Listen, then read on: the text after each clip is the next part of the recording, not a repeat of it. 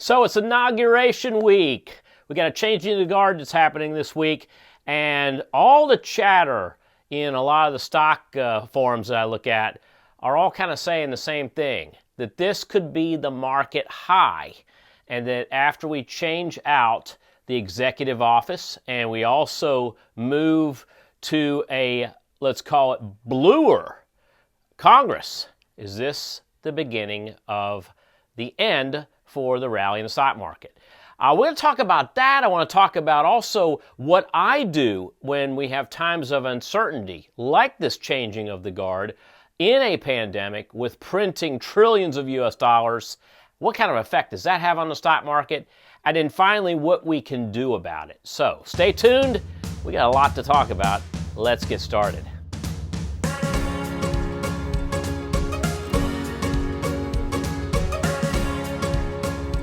Hey everyone, Tom Gentile. Welcome to Tom's Trading Room, powered by Optionetics. You can find some really great reports and articles and links below this video. Just check out the description below and you'll see what I mean. Today I want to talk about election inauguration day, and more importantly, what happens over the next month or so as we move forward. We'll talk about the presidential election cycle. We also want to get into what the money calendar and darknet have to say. So let's jump to the computer. Let's get rid of all this nonsense behind me and all the headlines that keep popping up, and let's look at some rules-based trading for January. Okay, so with presidential turnovers, three big questions that we want to ask and answer. Number one, is there a pattern associated with the changing of the guard every 4 to 8 years? Number two, how does this affect the first 100 days of the newly elected office? And number three, will the pandemic and constant printing of US dollars have any effect? And could it actually destroy this pattern? Well, let's talk about what the patterns are first, and then we'll look at what I like to do in these times of uncertainty as we are changing the guard in Washington. So first of all, a presidential cycle refers to a 4-year cycle, and that is every 4 years, again 8 if there's an incumbent, but even with an incumbent, that incumbent has 2 4-year cycles. Now, statistically, what happens during this 4-year cycle is that the market will be weaker for the first 2 years of a new government term and stronger for its last 2 years. Now, the weaker part is really a throw of the dice. The stronger part in the last 2 years of a 4-year election cycle is typically spot on. In fact, if you go back in the last 70 years, I believe all but one of those last 2 years did we see all of those were positive. Only one time frame that I can remember, and it wasn't that long ago, you have to go back to 2008, where we saw a negative 2 years in a 4-year election cycle, the last 2 years being negative. Most of the time they're positive. Now here's the problem. What we don't have in most of these cycles are the long-term problems we're running into right now. And of course those long-term problems are coupled. Number one, pandemic. Number two, the effect of the pandemic or the printing of US dollars. So that's causing quite a bit of deviation in the market, both to the downside early last year and then again to the upside as we went through the remainder of 2020. These long-term problems do cause more deviations. So when the market gets problematic long-term, we want to look at going short-term. So in the short-term cycles, I want to look and see, what does the money calendar say for January? Are there any darknet signals for January? And what are the implied volatility levels on anything that we may be looking at? So to answer those questions, it's time to move over to Tom's Option Tools. And again, folks, check the links out below this video. 2-week free trial. If you've never used us before, check it out. You can do everything that I'm going to be doing right now with tomsoptiontools.com. So I am actually into what's called the money calendar, which is part of our money patterns. And I'm coming down to the week we're in right now, which started on the 19th and runs to the 22nd.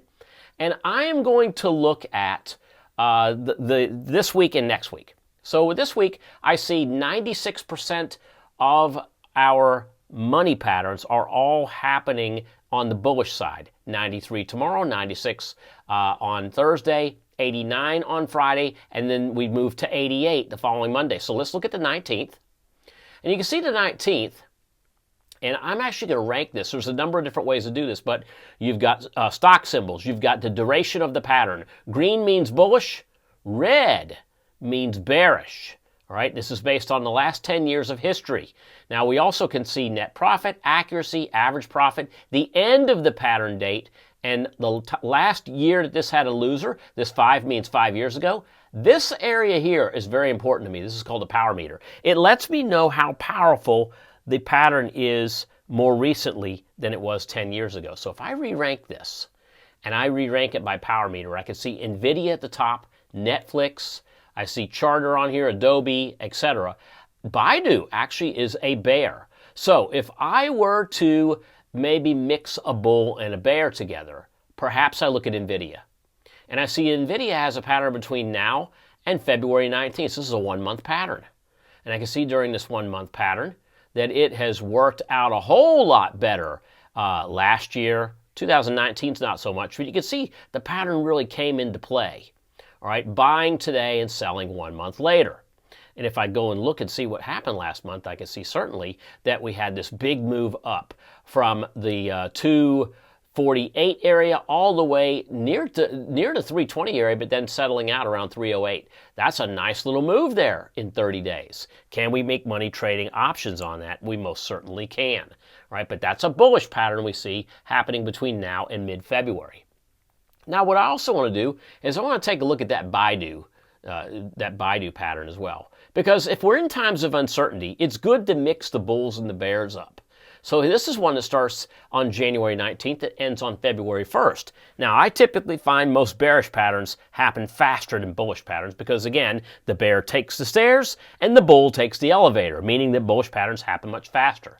Take a look at the patterns. The only time this was a loser was back in 2011, and then the pattern became a winner.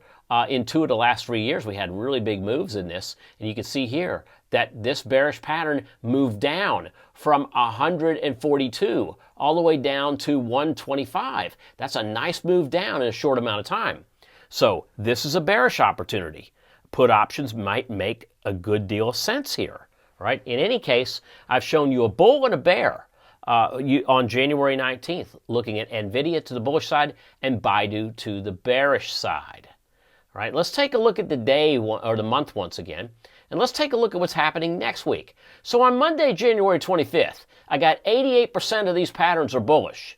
Again, going to go to the power meter, and I'm going to see that Netflix is at the top. There's NVIDIA. I often see the same thing that clumps together, which just gives us really strong feelings about a stock like NVIDIA.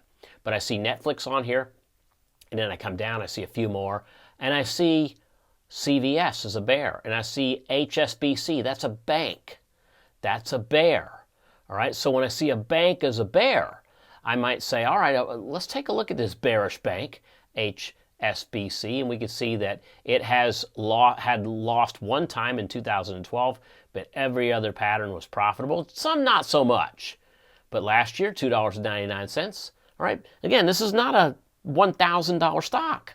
Right? Last year, that $2.99 was captured from a stock that started at $37 and moved down to around the 33 and change area. So, we're still talking about something that moved a good 8%, 7-8% to the downside. Right? But again, I'm looking at HSBC as a bear, and I'm looking to match that up with something. And, if I match it up with Netflix, that's online to banking. Maybe I want to look and see if there's something else that might make more sense. There's Marriott to the upside. There's Salesforce. There's Avgo. All right, moving along, technology. Maybe I want to find something. There's the SPY. The SPY might make a lot of sense, bullish, and then with HSBC on the bearish side. But what I'm showing you here is a couple of bulls and a couple of bears. Now let's move to the next pattern I want to share with you, which is darknet. Darknet's completely different than the money counter. While the money counter looks at patterns in time, darknet looks at channel patterns. I've already got it set up, and all I did was just basically click on darknet signals from the front page, and here we go. Look at this. CRM is a buy. Hold on a second. CRM is also a buy on the money counter. So the fact that we have two of these coming out around the same time frame might make a lot of sense. Let's click on this chart and take a look at it. So Salesforce.com was an original buy about a week and a half ago, and it got another rebuying signal right now. So this is telling us that over the next 30 days, these channels are colliding and giving us an idea that this market likely wants to move higher. All right, so there's CRM. AT&T is also on this list. Costco, and finally TZA, which is a Direxion daily small cap bear. I'm not a big fan of trading Direxions, so I let that one go. But if I take a look at the first three, we've got Salesforce, AT&T, and Costco. All big companies that all have buying opportunities based on channel consolidation. So there you have it. When I look at things like the money calendar patterns and I look at darknet patterns, they're both giving me one big thing: rules-based, back-tested, all right, unemotional patterns, which is the complete opposite of what we have going on as we have a changing of the guard happening this week in DC. In summary, when long-term patterns come up with long-term problems, I like to get to 30 days or less. And the money calendar and darknet are two such shorter-term patterns that have those patterns that happen around the 30-day or less time frame. And finally, while nothing is a guarantee, I like to balance out my bullish opportunities and my bearish opportunities during uncertain times. Hey, thanks again for joining me again. Please like this channel. Just hit that like button below. Also, if you subscribe to this channel, then we'll be giving you videos like this, and you'll get them instantly if you ding the notification bell after subscribing. Great seeing everyone again, and we'll talk soon. Bye now.